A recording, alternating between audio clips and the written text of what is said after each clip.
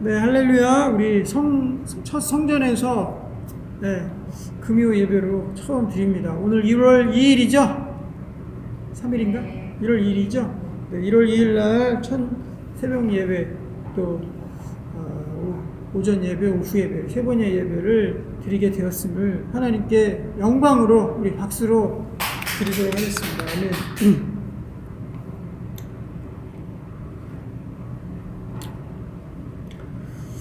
네. 우리 이 에스라 말씀의 1장의 말씀과 우리의 지금 상황의 말씀이 똑같습니다. 어느 것 하나 다르지 않고 똑같은 하나님의 말씀이 여기에 이렇게 기록이 되고 있습니다.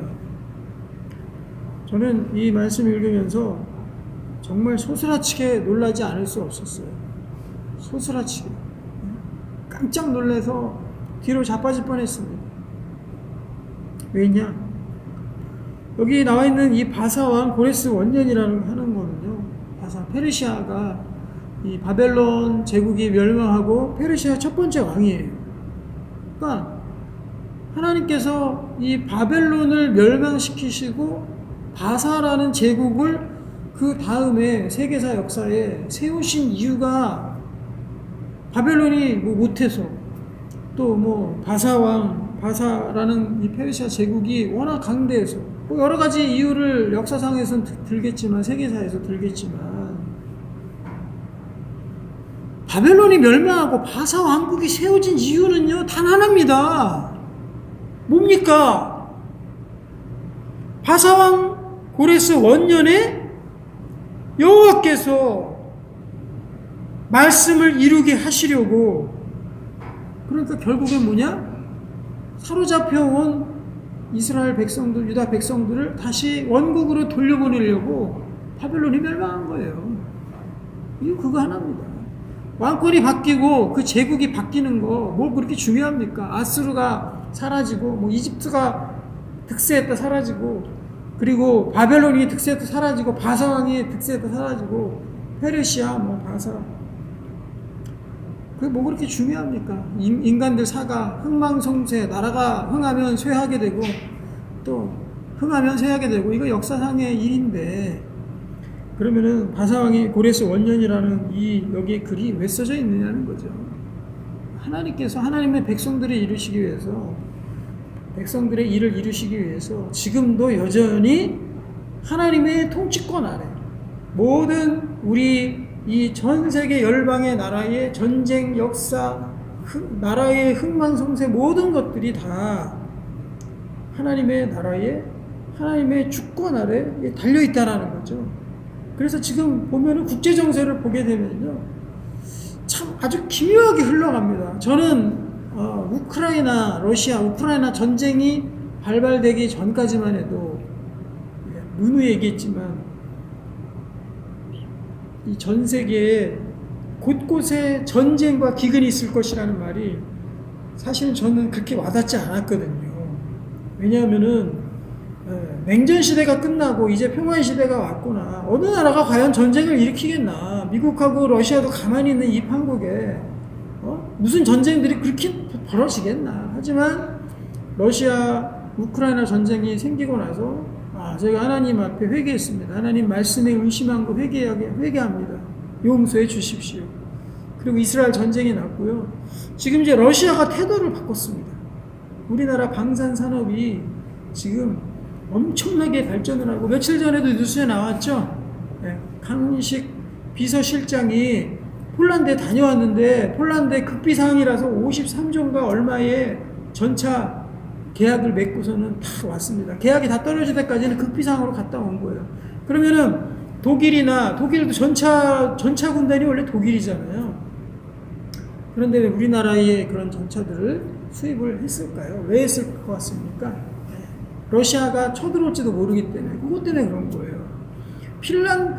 러시아는 전 세계 정말 많은 국가들하고 같이 이렇게 국경을 접하고 있어요. 심지어는 우리나라하고도 국경을 접하고 있잖아요. 위에 북한하고 조금 요만큼 국경을 접하고 있는데 거기 넘어가면 러시아거든요.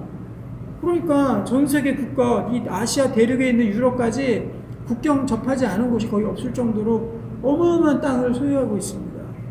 그런데 핀란드라는 나라도 러시아하고 국경 엄청난 길이의 국경에 접해 있어요. 그래서 그쪽 지역에 이 핀란드 얼마나 전쟁하고는 거리가 멀게 느껴지는 그런 국가입니까? 그런데 거기에서도 지금 군비 확장을 하고 거기에 다 전쟁 준비를 하고 있어요. 왜? 러시아가 쳐들어올까 봐. 그러니까 러시아가 지금 태도를 바꿨습니다. 완전히 인식을 바꿨어요. 중국도 마찬가지고 미국도 마찬가지. 미국도 지금 베네수엘라를 막 공격하고 있잖아요. 전쟁은 점점 더 심해지고 있는 한국에 있다는 거죠. 이 모든 것들이 사실 성경을 이루고 하나님의 뜻 가운데 있다. 하나님의 심판 가운데 있다. 그 손 아래 있다라는 것들을 꼭 기억했으면 좋겠습니다. 저는요 그냥 이 에스라의 이 바사왕 고레스를 생각하면은 고레스 왕이 그냥 저는 원래 그런 줄 알았어요. 고레스 왕이 야 이스라엘에 왔어 그냥 보내. 자기 혼자 그냥 생각한 건데 하나님께서 그것을 이루게 하시려고 그냥 고레스 왕이 변덕을 부린 거다라고 처음에 그렇게 생각했거든요. 그냥 변덕 부려가지고 야 이스라엘 귀찮아 그냥 우리 민족 아니지 니네들 가라. 처음엔 이런 줄 알았어요. 옛날에. 그리고 하나님께서 그냥 그 마음을 변덕스럽게 바꾸셔서 그렇게 된 줄 알았어요. 근데 그게 아니라는 거죠. 고레스 왕 이방 땅의 왕 그리고 심지어는 이스라엘이 지금 와가지고 거기에 포로로 끌려와 있는 그 상황 가운데서도 하나님께서는 이 고레스 왕 아무 상관도 없을 것 같은 그 고레스 왕에게 짠하고 나타나신 거예요. 나타나서 직접 얘기했습니다. 마치 마리아에게 예수님이 태어나신다고 해서 천사들이 와서 얘기한 것처럼 또 모세에게 신의 산에 하나님 나타나가지고 내 발에 신을 벗어라고 말한 것처럼 그렇게 고레스 왕한테도 직접 나타나서 그냥 얘기했다라는 거죠. 하나님께서 하나님의 일을 이루시려면요 이방 아무 상관없는 왕한테도 나타나서 그에게 얘기합니다. 하나님께서 그러신다라는 거죠. 아브라함이 그 부인을 사라를 취하려고 하니까 예수 그리스도의 계보잖아요. 그러니까 하나님께서 그 왕에게 나타나서 너 건들면 죽어라고 그렇게 하나님 경고하시잖아요. 하나님께서는 우리는 하나님의 손 안에 있다라는 거죠. 하나님의 손 안에 우리가 있다. 그 안에 우리가 있다라는 것을 우리가 꼭 알아야 되는 거죠. 저는 그래서 이 고레스 왕 오늘 1절을 잘 보면은 고레스 왕이 하나님을 믿지 않았을까? 하나님께 자복하고 하나님을 믿고 하나님의 영광스러운 모습을 보고 그도 변화받지 않았을까? 이런 생각이 들 정도로 하나님과 밀접한 그러한 관계가 나옵니다. 자, 1절을 같이 볼까요? 자, 바사왕 고레스 원년에 여호와께서 예레미야의 입을 통하여 하신 말씀을 이루게 하시려고 예레미야를 통해서 2차례 너희들 70년이 지나면 너희들이 포로로 해방되고 원국으로 갈 것이다. 이렇게 예언을 하셨습니다. 이 말씀 이루게 하시려고 하나님 말씀하셨으면 하나님 말씀을 이루시기 위해서 이 말씀 이루게 하시려고 주님께서 이제 발동을 걸기 시작하시는 거죠. 하나님이 작업을 하기 시작하시는 거죠. 그래서 바사왕 고레스의 마음을 어떻게 됐다? 1절에 마음을 감동시키셨다. 마음을 감동시키셨다. 이 감동이라는 것은 마음을 움직이는 거잖아요. 마음을 터치하는 것. 마음이 흔들리도록 마음이 동하는 것입니다. 감정이 움직이게끔 만드는 것이 감동이잖아요. 우리도 이 기도원에서 많은 후원들을 받았는데 천보산 민족기도원 후원 받았는데 천보산 민족기도원의 그 원장 목사님이 1년에 한두 번 감동이 오는 거를 우리가 받아가지고 이렇게 되었는데 근데 그 감동이 뭡니까? 그 감동, 하나님의 감동이 올 때 그때 그 감을 여러분들 기억하십니까? 그런 거 어떤 건지 하나님의 감동이 있는 거? 네. 하나님께 괜히 헌금하고 싶어. 왠지 뭐 하고 싶어. 이 정도를 넘어서 왠지 저도 한번 감동이 있었죠? 그때가 언제였습니까? 우리 성광교회에 교육자가 아무도 없었을 때 내가 그냥 거기서 걸어간 거.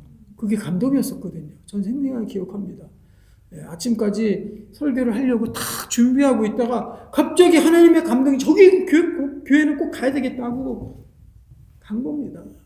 미쳐가지고 미친놈 가는 것처럼 그냥 막 홀려서 가는 것처럼 그렇게 가버린 거죠. 그게 바로 하나님의 감동이거든요. 그러니까 하나님 감동이 있으면은 우리 교회 누가 오는 거, 누가 또 후원을 하는 거, 누가 헌금을 하는 거 하나하나가 다 하나님의 감동이 움직임이 있다는 거죠. 하나님의 무브먼트가 있는 거죠. 그래서 그 고레스의 마음을 감동시키시니까 그가 온 나라에 공포도 하고 조소도 내리게 순종의 길을 걸어가게 되었다라는 거죠. 하나님의 감동이 있었습니다. 그래서 우리는 하나님의 감동 좀 받는 사람이 되시기를 바랍니다. 여러분, 하나님의 감동을 느끼고 내가 그 감동에 따라서 움직인 경험이 언제 있으셨습니까? 한번 생각해 보십시오. 언제쯤 있었어요? 하나님의 감동이 있어서 막 가거나 막 내가 평소 안 하던 일을 하거나 이런 적이 있었습니까? 그것이 매번 있어야 돼요. 저는 하루에도 몇 번씩 있는 것 같아요. 왜냐하면 말씀 읽을 때 이거 고레스가 이거 하나님과 만났네 하고 마음을 때리는 거잖아요. 하나님께서 우리의 마음을 치는 거 아닙니까? 그 감동을 느끼고 또 그리고 이 어떤 것들을 딱 생활을 하면서 하나님의 말씀을 묵상하고 하나님 말씀이 이렇게 되겠구나 하고 거기에서 감동을 느끼고 그리고 이 세상을 뉴스를 보면서 세상을 바라보면서 이렇게 되겠구나 하고 감동을 느끼고 또 다른 사람들이 우리도 오늘도 성광교회에서 같이 신방 예배를 하면서 신방을 하면서도 그것들을 보면서도 감동을 느끼고 그래서요 하나님의 성경은 하나님의 말씀 성경은 하나님의 감동으로 쓰여졌잖아요. 그렇죠? 그러니까 이 감동 덩어리입니다. 말씀 자체가 감동 덩어리. 이 감동 덩어리들을 우리가 잘 읽을 때 또 기도할 때 하나님의 우리의 가슴을 치고 움직이고 진동시키는 그 감동이 우리에게 있다는 거죠. 이 고레스 왕에게 하나님께서 감동시키셨습니다. 공포도 하고 조소도 내려 2절입니다. 자, 바사왕 고레스는 말하노니 하늘의 하나님 여호와께서 세상의 모든 나라를 내게 주셨고 나에게 명령하사 유다 예루살렘의 성전을 건축하라 하셨나니. 첫 번째, 고레스가 하나님께로부터 받았던 메시지는 무엇입니까? 세상의 모든 나라를 내게 주셨다. 이때 당시에 이 바사 제국은요, 그쪽 근동 지역의 모든 것들을 다 점령하고 먹을 정도로 어마어마한 세를 자랑했거든요. 그러니까 이때 당시에 바사 정도면은 그때 당 왕이라면은요, 이 세상을 다 줬구나. 만약에 중국의 진시황처럼 이 세상의 모든 것들을 다 나에게 주셨구나 하는 것들을 알 수 있어요. 그런데 이 고레스 왕이 내가 잘나서 징기스칸, 내가 잘나서 거기는 완전히 유럽까지 다 먹었잖아요. 징기스칸처럼 해가지고 징기스칸이 하나님 느꼈겠습니까? 내가 잘나서 내 전술이 기가 막혀서 이 세상 전 세계를 다 먹었지 하고 그렇게 느끼지 않았겠어요? 그런데 고레스 왕은 여기에 보면은 하나님이 주셨다. 이 모든 나라를 내가 정복하고 다 한 것들이 다른 것이 아니라 하나님께서 내게 주셨다라고 그렇게 고백하고 있는 거예요. 이거 놀랍지 않아요? 네. 세상에 겸손하던 사람도요, 세상에 제국의 황제가 되고 왕이 되고 높은 자리에 올라가면 교만하게 돼 있습니다. 그런데 저는 이 말씀으로 미루어 보건대 이 고레스 왕은요, 원래 성품이 하나님을 만나고 하나님을 알만하고 하나님의 음성을 들을 줄 아는 또 하나님의 사람으로서 우리 팔복 지난번에 우리 팔복도 얘기했지만 팔복에 해당하는 마음이 청결하고 온유하고 이런 사람이 아니었겠나 하고 조심스럽게 저는 예측을 해보는데요. 그래서 이 사람이 하나님을 만나고 나서 하나님께서 나에게 이 세상 모든 나라를 내게 주셨다라는 것을 알게 되었습니다. 그러면요, 우리가 언제든 지금은 우리가 다 내 인생 지질이 없어. 지질이 궁상이야. 너무 그지야. 가진 것도 하나도 없고 맨날 고생만 하고 정말 뭐 하나 가슴 펴고 살 것들이 없고 이렇게 살아가시는 분들이 있겠죠. 하지만 우리는 사람이 늘 그렇게 있으라는 법이 없습니다. 어느 순간 하나님께서 우리에게 좋은 것들을 주시고요. 갑자기 하나님 열어주시고 때가 됐을 때 부어주시기 시작하면 어마어마하게 부어주시거든요. 우리가 이렇게 또 있지만 언젠가 저도 높은 자리에 올라갈 수도 있겠죠. 많은 것들을 소유할 수도 있겠죠. 그건 언제나 항상 열려있는 것입니다. 만약에 그렇게 되더라도 이 고레스 왕처럼 하나님이 나에게 모든 것을 주셨다. 하나님이 나에게 부유함을 주셨다. 하나님이 나에게 이 높은 자리에 오게끔 하셨다라는 것을 깨달으려면 어떻게 해야 됩니까? 그것이 중요하잖아요. 일반 사람들은 어떻습니까? 하나님께서 주시고 부유해지고 높은 자리에 올라가면 교만해져서 하나님 주신 것을 잃어버리거든요. 그런데 이 고레스 왕은 거꾸로 자기가 최고의 권세 자리에 오르고 최고의 권력이 있는 나라에 갔지만 하나님께서 이 모든 세상을 나라를 내게 주셨다는 것을 오히려 알아버렸습니다. 이전까지 몰랐겠죠. 이전까지 어땠습니까? 고레스 원년이에요. 자기가 드디어 왕이 됐습니다. 얼마나 교만함이 하늘을 찌르는 그런 순간이었겠어요. 그전에는 하나님도 몰랐고 교만하기 그지 없을 그러한 상황이었지만 거기에서 끝나고 주님을 만나고 나니까 하나님의 음성을 듣고 나니까 야 하나님 두려워 떨었겠죠. 고레스 왕아 하고 하나님께서 음성을 들려주실 것입니다.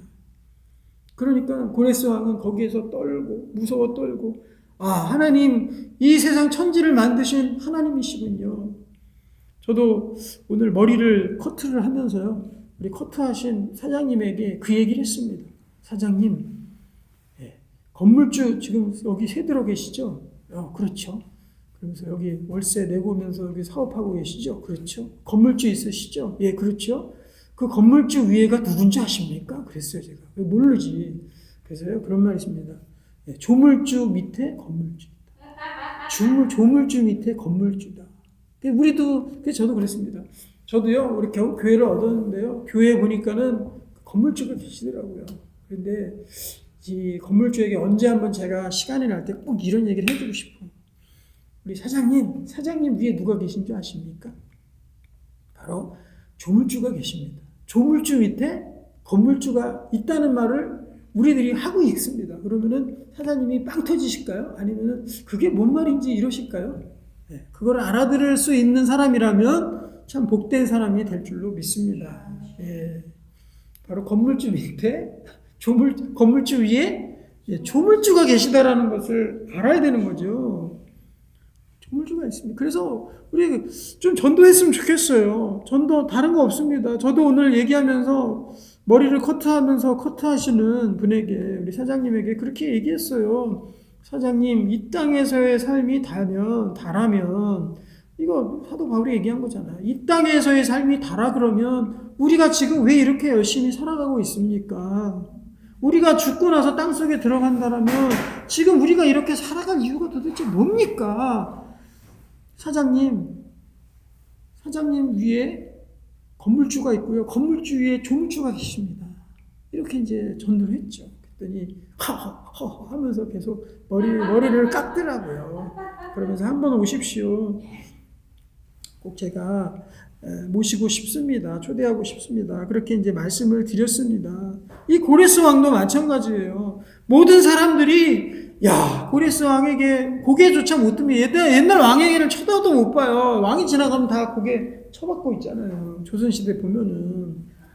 그리고 중국 왕이 오게 되면요, 우리나라 왕이 가가지고 머리를 갖다 닦고 막 이렇게 하지 않습니까? 중국 왕을 섬기기 위해서.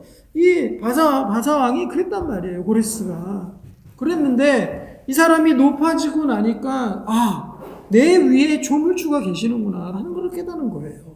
그 조물주가 나에게, 여기 보면 2절 다시 봅니다. 하늘의 하나님 여호와께서 세상의 모든 나라를 내게 주셨고, 이렇게 되어 있잖아요. 하나님께서 모든 나라가 모든 나라를 나에게 주셨구나 하는 것을 이 고레스 왕이 깨닫게 된 거예요. 그러면 우리가 높아졌을 때 어떻게 해야 됩니까? 높아졌을 때를 대비해야 되겠죠. 제가 언제 높아지는 날이 언제 올까요? 저는 이 지지리 궁상에서 벗어날 일이 없는 것 같은데요.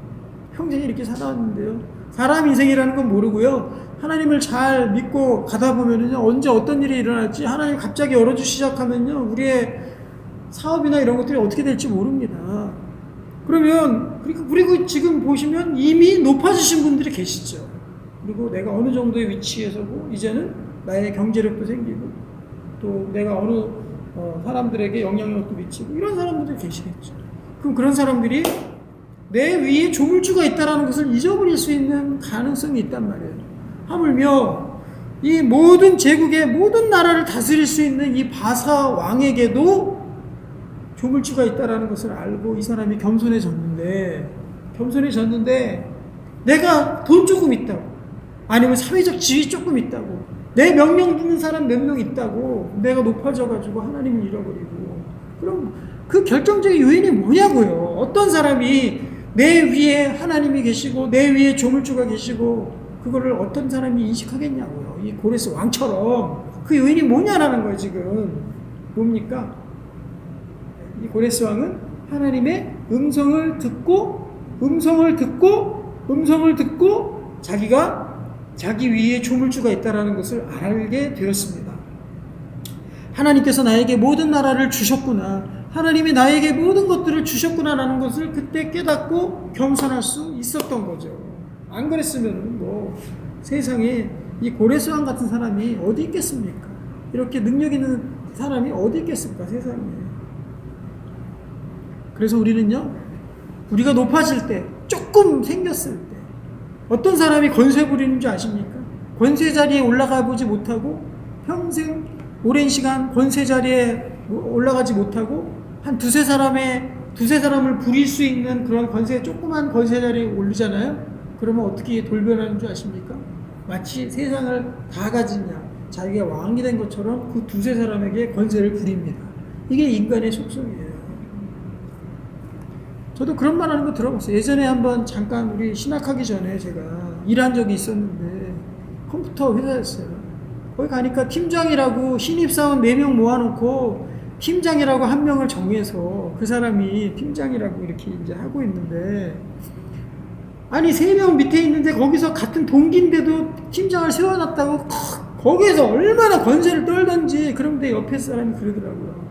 저 사람이 그런 자리에 안 서봐서 저러는 거야. 딱 이러더라고요. 저 느꼈어요. 아, 사람이라는 게 조그만한 권세 자리에 부릴 수 있는 그 자리에만 가더라도 그 사람이 그것을 자기의 하나님을 잃어버리고 자기가 그 왕자에 오르려고 하는 우리의 죄의 본성이 거기에서 드러나는구나. 그런 것들을 알게 된 거예요. 그래서 우리가 주의해야 됩니다. 우리 김사모에게도요, 따르는 몇 명의 사람, 말 잘 듣는 몇 명의 사람, 내가 권세 부릴 영향력 미칠 수 있는 몇 명의 사람이 주어지면은 거기에다 대고 권세 부릴 수가 있는 거예요. 저도 마찬가지고요. 조금만 뭐 좀 이제 목사님 세계에서도 조금만 뭐 장짜리 하나, 제 이름에 장이 물론 들어가지만은 뒤에 무슨 장짜리 하나, 뭐 노회장, 무슨 총회장, 뭐 장짜리 하나 들어가면은요, 그거에 대해서 또 권세 부리고 이럴 수 있다라는 거지. 그게 섬기는 자리죠. 장자 들어간 자리는 이퀄 뭐다? 섬기는 자리다. 이렇게 우리가 알고 있으면 돼요. 장됐다고, 나 장됐다 하고 막 그러는 것이 아니라, 아, 내가 섬기는 자리에 가는구나. 우리 어디 모임에 큰 장이 됐다 그러면 그것 때문에 권세 부리는 것이 아니라, 아, 내가 이제 섬기는 자리에 갔구나. 하나님 섬겨야지. 내 위에 주님이 계시지. 내가 저들을 섬겨야지. 항상 이런 태도로 가야지 천국에서 크다 일컬음을 받는다라고 예수님이 말씀하신 겁니다. 거꾸로 권세 부리면 천국에서 작은 사람 되고요, 섬기는 사람 되면 천국에서 큰 사람 된다고 분명히 예수님께서 우리에게 법으로 정해놓으셨어요. 그거는 바뀔 수 없는 법입니다. 불변의 법이에요. 그래서 사람들 가운데 조금 권세 생겼다고 권세 부리지 마시기 바랍니다. 섬기는 자리라고 생각하시기 바랍니다.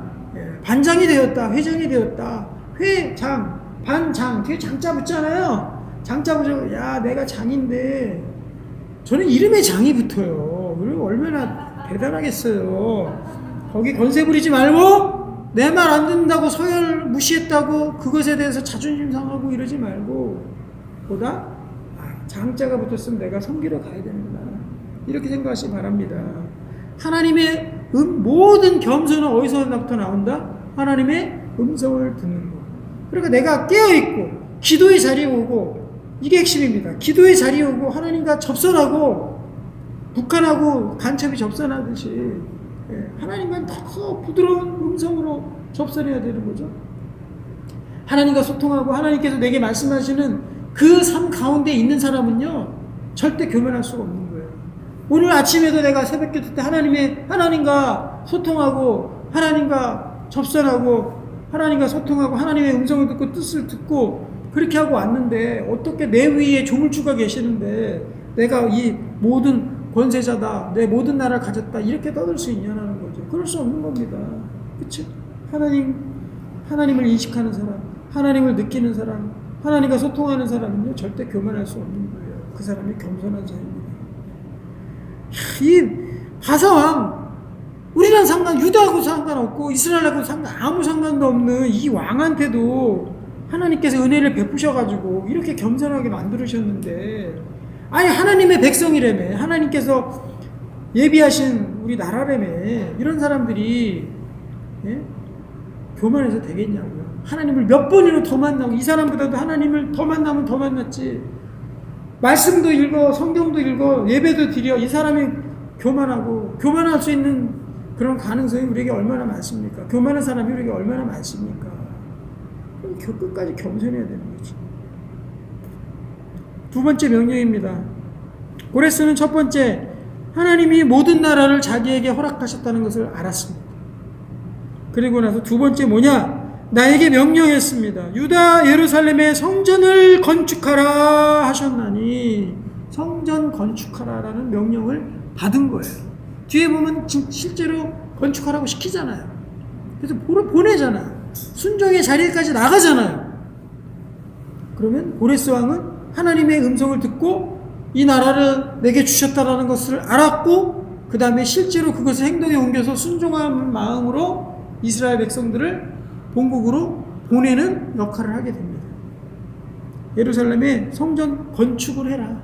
성전 건축을 해라. 왜냐? 하나님은 우리를 성전에서 예배하는 것이 제1 목표로 하나님께서 우리를 지으셨기 때문에 성전 건축의 명령을 주신 것입니다. 노예로부터, 포로로부터 해방을 시키고 성전을 건축하라고 시키는 그 일을 허락하신 거예요. 1차, 이때가 2차 출애굽이거든요, 사실은. 그래서 학자들이 이때를 2차 출애굽으로 봅니다. 왜냐하면 속국으로 가 있고 노예로 포로로 가 있었잖아요. 거기에서 다시 풀려나서 다시 본국으로 가잖아요. 이걸 2차 출애굽이라고 할 수 있는 거예요. 1차 출애굽은 언제입니까? 모세가 애굽을, 백성들을 데리고 애굽을 떠날 때, 탈출을 할 때, 그때가 1차 출애굽이죠. 그럼 1차 출애굽의 목표는 뭐였어요? 너희를 가라. 그때 바로 왕이 어땠습니까? 바로 왕은 안 보냈죠. 하나님의 음성을 들었습니다. 하지만 바로 왕은 교만했어요. 고레스 왕은 이 나라를 내게 하나님 주셨구나는 걸 알았어요. 하지만 바로 왕은 어땠습니까? 하나님께서 무슨 하나님이고 뭐고 어딨어. 내가 왕이다 이놈들아 하고 저놈들을 다 죽여라. 너희들 절대 못 보낸다. 그러다가 10가지 재앙 다 당한 거 아닙니까? 만약에 고레스 왕도 여기서 하나님께 버팅겼으면 어떻게 됐겠습니까? 100가지 재앙 다 아주 죽었습니다. 하나님한테. 그런데 아마도 이 고레스 왕은 제가 얘기했지만 마음이 청결한 사람이었던 것 같아요. 온유한 사람이었던 것 같아요. 그렇기 때문에 하나님께서 은혜를 주신 거죠. 그러면 지금 2차 출애굽의 목표는 뭐였습니까? 하나님의 음성을 듣고 성전을 건축하라 했잖아요. 그러니까 결국 성전에서 예배드리게 하는 것이 2차 출애굽의 목표였습니다. 그럼 1차 출애굽의 목표도 달랐을까요? 같았을까요? 똑같았습니다.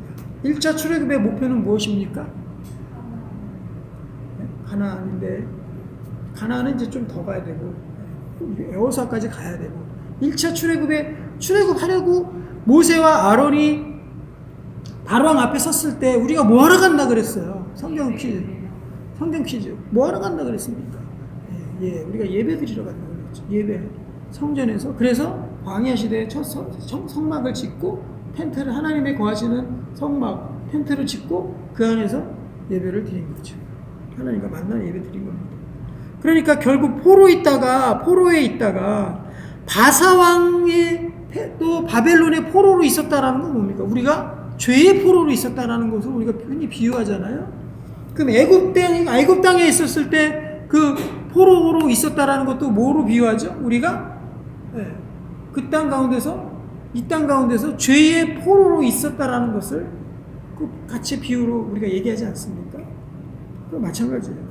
우리가 죄로 있다가 이제는 거기에서 나와서 하나님의 부르심 속에 나와서 이제는 성전으로 가야 되는 거죠. 그래서 성전으로 가고 그 가운데 예배하는 것이 우리의 목표가 되어야 된다는 겁니다. 예루살렘에 성전을 건축하라. 자, 이제 어떻게 진행이 되는지 봅시다. 3절. 이스라엘 하나님은 참 신이시라. 또 고백하잖아요. 고레스가 야, 이스라엘 신은 참 신이십니다 라고 고백하지 않습니까? 사실은요, 느부갓네살 왕도, 다니엘 시대 느부갓네살 왕도 하나님 만났습니다. 야, 네가 믿는 하나님이 정말 참 신이구나. 바로 왕도, 그 요셉을 만난 바로 왕도 하나님을 고백했습니다. 야, 네가 믿는 하나님이 정말 참 신이시다. 3절. 너희 중에 그 백성된 자는 다 유다 예루살렘으로 올라가서 이스라엘 하나님 여호와의 성전을 건축하라. 그는 예루살렘에 계신 하나님이시라. 그러니까 결국 야, 너희 중에 몇 명만 가. 나는 니네들 다 못 보내겠다. 왜냐하면 포로로 잡아온 애들은 부리기가 좋거든. 일 시키면 되잖아요. 그래서 바로왕이 그렇게 안 보내려고 했던 거예요. 거기에 그때 당시 이집트에서 모든 건축물 다 걔네들 동원해서 만들게 하고 다 거기에 짓게 하고 그러지 않았습니까? 그 좋은 그 종들을 왜 보내냐는 거죠. 몸종들인데, 노예들인데 왜 보냅니까? 그런데 여기 보면은 그의 백성된 자는 다 이렇게 되어 있습니다. 그의 백성된 자는 다 유다 예루살렘으로 올라가라. 다 한 명 남기지 말고 다 싹 모아가지고 니네 원래 있던 예루살렘으로 올라가라. 그 이유가 뭡니까? 예루살렘에 여호와의 성을 건축하라. 다 깨졌거든요. 다 박살났거든요. 바벨론의 왕이 와가지고 다 깨부시고 불살르고 했거든요. 가서 건축하라라고 그렇게 명령을 한 것입니다. 4절 보겠습니다. 그 남아있는 백성이 어느 곳에 머물러 살든지 그곳 사람들이 마땅히 은과 금과 그 밖에 물건과 짐승으로 도와주고. 자, 여기 보면요, 하나님의 성을 건축하는 아주 절대적인 원리가 여기 나와 있어요. 그런데 이 원리를 우리는 언제 경험했죠? 네. 언제 경험했습니까? 지금 요즘 경험했잖아요. 이 원리가 얼마나 이 하나님의 원리로서 우리에게 임하는지 요즘에 경험했잖아요. 너무 많이 경험했잖아요. 하나님의 여호와의 성이 건축되려면 그 남아있는 백성이 어느 곳에 머물러 살든지 그곳 사람들이 마땅히 은과 금과 그 밖의 물건과 짐승으로 도와준다. 이렇게 되어 있죠. 하나님의 물건이에요. 이 세상의 모든 재물과 물질들은 다 하나님의 소유입니다. 그래서 하나님께서 일을 정하시면요, 모든 사람에게 다시금 여기 보면 1절에 고레스의 마음을 감동하는 그 감동으로 말미암아서 그 사람들이 하나님의 건축을 위해서 하나님이 감동을 주신다는 거죠. 꼭 건축만 그렇습니까? 교회가 움직이고 교회가 운영이 되고 교회를 위해서 모든 일들이 시작이 될 때 그때 성도들의 감동을 통해서 하나님의 일을 이루신다는 겁니다. 자, 여기서 문제 또 들어가겠습니다. 어떤 문제냐? 네. 교회에서 이 목사가 먹고 사는 것은 뭐를 통해서 먹고 삽니까? 성도들의 헌금을 통해서 목사는 먹어라. 성도들의 양떼 젖을 짜서 네가 먹어라 하고 하나님이 원리를 그렇게 정해놓으셨어요. 그러면 여기서 문제. 내가 먹고 살려면 제가 목사입니다. 그런데 제가 먹고 살려면은 그러면 어떻게 해야지 먹고 삽니까? 먹고 산다라는 말이 좀 죄송한 말씀이긴 하지만 실제로 저도 먹고 살잖아요. 먹으니까 살지. 뭐 제가 이슬만 먹고 삽니까? 기도만 하고 금식만 하고 삽니까? 먹어야 살지. 그럼 제가 먹고 사는 방법은 어떻게 해야지 먹고 사라는 거예요? 제가 어떻게 해야지 먹고 살 수 있습니까? 예. 아니 뭐 예. 논리적으로 잘 생각해 보시면 어려운 문제입니다, 조금. 왜냐하면 제가 감동으로 깨달은 거기 때문에 항상. 저는 길거리 다니다가도 이런 거 늘 생각하고 다니는 사람이기 때문에요. 묵상이 많아요. 그래서 제가 GPT한테 물어봤습니다. 설교를 어떻게 하면 잘할 수 있냐. 그랬더니 참 말을 어떻게 이렇게 얘가 잘하는지. 예?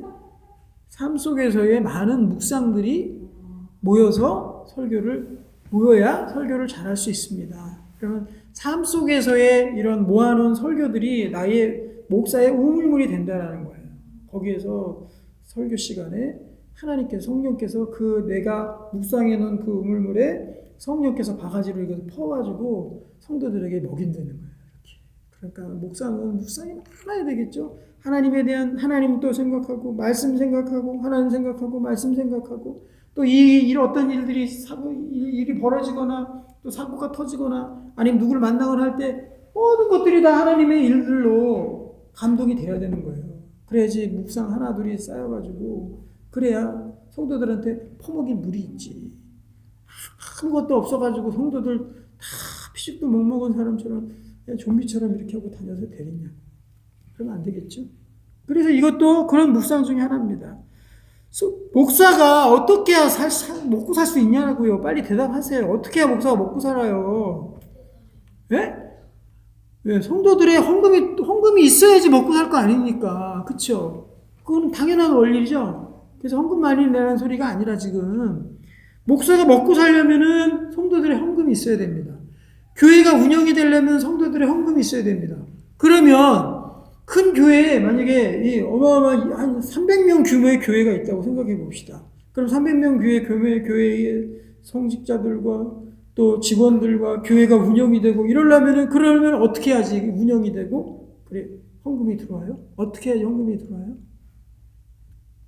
성도들이 구걸해요? 성도들이 돈이 벌려야 될 거 아닙니까? 그러니까 쉽게 얘기하면 목사가 먹고 살려면 목사만 따져본다면 교회 다 운영하는 거 빼고 일단 복잡하니까 이것도 못 맞추니까 복잡하게 타지 말고 목사가 먹고 살려면 성도들이 재정의 문이 열려야 된다는 거예요. 이게 원리라는 거예요. 저는 그런 생각했어요. 우리 근처에 있는 한 300명 규모의 우리 교회가 있지 않습니까? 근데 요즘에 코로나다 뭐다 또 교회 고령화다 해가지고 성도들이 많이 줄긴 줄었어요. 예전에 비하면 많이 줄었습니다. 그런데 여기 보니까는 교회에 돈 들어갈 일이 한두 개가 아니야. 보면 300명 규모의 교회인데도 저는 부목사라면서 교회를 이렇게 보게 되잖아요. 그러면 교회 건축에 대한 이자도 내야 되죠. 그 원금도 갚아야 되죠. 그리고 전기세가 뭐 몇 천만 원씩 나와요. 그 어마어마한 그 운영되는 건물을 돌리려면 전기세, 여름철 같은 경우에 어마어마한 전기세가 나옵니다. 그 전기세 내야 되죠. 또 직원들도 몇 명씩 있죠. 직원들 나가야 되죠. 그리고 교육자들도 꽤 많이 전도사님들까지 많죠. 나가야 되죠.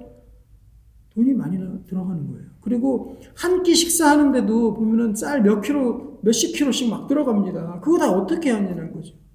그런데 어떤 장로님, 우리 아시는 그 장로님이 또 이 회사의 회장님이잖아요. 그 회장님이 가끔씩 자주 쌀 100kg씩 계속해서 이 중식 헌금으로 성미로 이렇게 내시더라고요.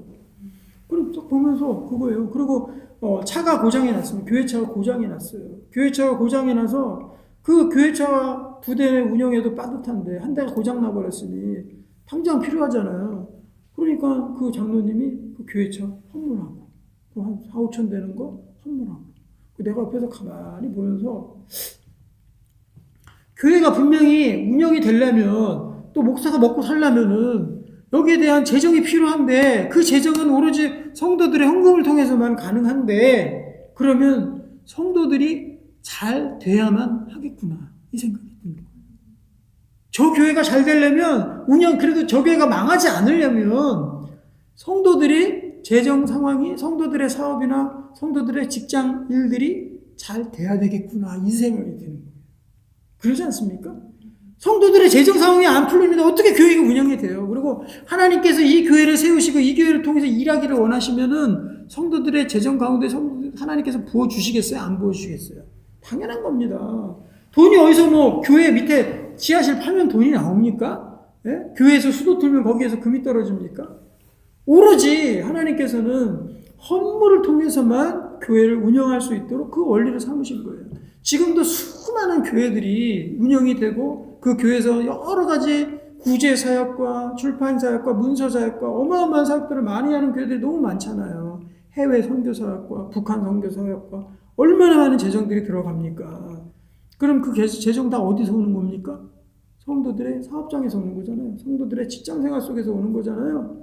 그러면은 그곳 가운데 교회가 그렇게 열심을 통해서 열심히 막 모든 재정이 운영이 되고 유지가 되고 하려면은 그 성도들의 재정이 하나님께서 부어주시지 않고 어떻게 그게 운영이 되겠냐고. 그러니까 여기서 머리를 잘 써야죠. 머리를 잘 써요. 하나님, 제 이 일이 안 되면 교회는 망합니다. 이렇게 기도하세요. 사업이 번창하는 아주 좋은 기도 중에 하나가 그겁니다. 내 사업이 망하고 내가 그지가 되면은요, 그럼 교회도 같이 망하는 거예요. 내가 틀린 말 했습니까? 네, 맞는 말 했죠. 내가 우리 집에 그지가 됐어. 먹고 살 것도 없어. 그럼 교회도 망해요. 성도들이 다 그렇게 되면 교회도 망합니다. 목사님도 택시 운전하러 가야 돼요. 그럼 목회가 제대로 되겠냐고. 교회에서 뭐 하나 구제사역 하나 할 수 있겠냐고. 전도지 하나 뽑을 수 있겠냐고. 다 돈인데. 그리고 추운데 에어컨 온풍기 하나 킬 수 있겠냐고. 다 돈인데. 그러니까 교회는 유지가 되려면은 성도들의 하나님께서 직접적으로 성도들의 주머니, 성도들의 재정에 하나님께서 붙들고 계시는 것은 분명합니다. 내가 교회를 위해서 헌신한 사람이라면, 그 교회를 위해서 헌물하고 헌신하는 사람이라면 이 교회가 망하지 않기 위해서, 교회가 망하느냐 마느냐 하는, 교회가 운영이 되느냐 마느냐 하는 그 중요한 기준이 그들의 이 재정 상황 가운데 잡혀 있다는 거예요. 하나님께서 그들의 재정을 잡지 않을 수가 없어요. 하나님께서 이 교회는 망하지 아니한다. 이 음부의 권세가 이 교회를 무너뜨릴 수 없다고 하나님께서 분명히 약속하셨기 때문에 성도들의 재정을 하나님께서 잡지 않을 수가 없어요. 그러니까 머리가 좋은 친구는 이렇게 기도하시기 바랍니다. 하나님, 제가 망하면 교회도 같이 망합니다. 이거 어떡합니까? 이렇게 여러분들 기도하시기 바라요. 그러면 그래, 알았다. 우리 교회를 위해서, 니네 교회를 위해서라도, 내 교회지, 니네 교회가 아니고 내 교회를 위해서라도 내가 그동안 그렇게 헛짓했지만 다시 회복시켜 주마 하고 하나님께서 그렇게 은혜를 베푸실 줄로 믿습니다. 분명히 교회의 생명력만큼이나, 교회가 유지되는 생명력만큼이나 우리 성도들의 재정도 똑같은 생명력을 가지고 있어요. 교회의 생명력과 성도들의 재정의 생명력이 같다는 거죠. 등치 상황이라는 거. 같다라는 거예요. 어느 것 하나 무너지면 같이 무너집니다. 그러니까 우리가 하나님 앞에 헌물을 드리고 재정을 드리고 11조를 드리고 감사헌금을 드리고 성경헌금을 드리는 것이, 이것이 교회의 존립의 여부와 나의 존립의 여부가, 재정 상황의 존립의 여부가 같이 붙들려 있다. 똑같은 현상에 붙들려 있다라는 거예요. 1대1로 매치가 되잖아요. 여기서 내가 하면서 10만 원의 헌금을 한다. 그러면은 교회에서 그대로 10만 원 그대로 쓰지, 여기 이렇게 헌금하면 100만 원이 됩니까? 1대1입니다. 그대로 영향이 미쳐지게 돼 있어요. 그렇기 때문에 하나님께서 이거 안 잡을 수가 없다는 거죠. 그래서 택시 운전하시면서 제가 예전에 교회 다닌다 또 이랬더니 택시 운전사 아저씨가 탁 한마디가 그러더라고요. 아니, 제가 보니까 교회 다니시는 분들은 참 신기해요. 자, 이 피곤한 주일날 와가지고 놀지도 못하고 교회 가면서 또 11조는 막 제 친구들이 11조 하는 애들이 있거든요. 그렇게 하면서 어떻게 살아요? 그러면서 또 다 살래요. 어떻게 살아요? 하나님의 비밀을 모르는 거죠. 하나님의 원리를 모르는 거죠. 그러니까 여기 4절에도 보면은요, 은과 금과 그 밖의 물건과 짐승으로 도와주고 그 외에도 예루살렘에 세울 하나님의 성전을 위하여 예물을 기쁘게 드릴지니라 하였더라, 이렇게 되어 있잖아요. 그러니까 이 성도들이 은과 금과 짐승과 이런 재정의 모든 재물들이 없으면 예루살렘 성은 지어질 수 있습니까? 없습니까? 절대로 지어질 수가 없다라는 거죠. 절대 지어질 수 없습니다. 그러니까 나의 재정 상황이, 내가 만약에 교회의 핵심 멤버고 교회에 헌물을 드리고 하나님께 교회 헌물을 드리는 게 아니라 하나님께 헌물을 드리는 사람이라면, 그러면 내 재정 상황이 얼마나 중요한 거냐는 거예요. 교회 존립이, 또 예루살렘 성전이 세워지냐 안 세워지냐의 그 중요한 그 지점에 우리의 재정이 걸려있다는 거죠. 그러니까 내가 거룩하게 하는 나의 일, 직장 일, 사업의 일들, 이런 것들이, 알바의 일들, 이런 것들이 그냥 허투루 하는 게, 내가 그냥 먹고 살려고 하는 게 아니에요. 내가 먹고 사는 거 이상으로 교회가 세워지는 그 일에 내 일이 달려있다는 거죠. 그러니까 내 직업이 얼마나 거룩한 직업이에요. 내가 아무리 험한 일 해가지고 정말 개처럼 벌어서 정성같이 쓴다 그러는데, 개처럼 벌지라도, 내가 어렵게 벌지라도 이 일은 곧 하나님의 일을 위해서 하고 있는 일이라는 거예요. 거기 하나님께서 붙들고 계십니다. 그리고 망했을지라도 그건 잠시 하나님께서 우리 혼내시려고 우리 정신 차리라고 하실 수도 있는 것이고요. 또 재정 상황이 전 세계가 안 좋아져서 그럴 수도 있겠죠. 하지만 하나님의 교회가 망하지 않고 계속해서 있으려면은 우리의 재정도 하나님께서 붙들고 계시다. 꼭 아시기 바랍니다. 그래서 여기 보면은 많은 사람들이 또 헌물하고 합니다. 5절 계속 보겠습니다. 이에 유다와 베냐민 족장들과 제사장들과 레위 사람들과 그 마음이 하나님께 뭐라고 되어 있죠? 감동을 받고 올라가서 하나님이 우리에게 감동을 주신다는 거예요. 감동을 주신다. 감동을 받고 올라가서 예루살렘에서 여호와의 성전을 건축하고자 하는 자가 다 일어나니 그 사면 사람들이 은 그릇과 금과 물품들과 짐승과 보물로 돋고 그 외에도 예물을 기쁘게 드렸더라.